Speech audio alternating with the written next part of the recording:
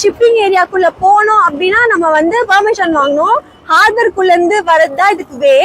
இதுக்குள்ள போறவங்க எல்லாருமே வந்து ஆக்சஸ் இருக்கவங்க மட்டும்தான் உள்ள போக முடியும். நமக்கு வந்து வாய்ப்பே இல்லை உள்ள போறதுக்கு.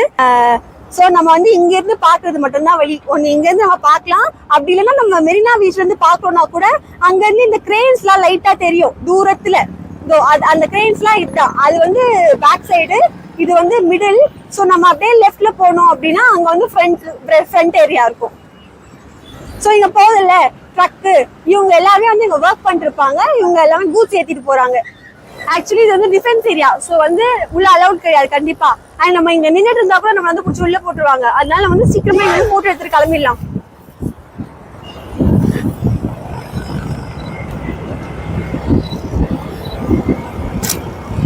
இதுலயே வந்து கொஞ்சம் செட்டிங்ஸ் மாத்தி எடுத்து பார்க்கலாம்.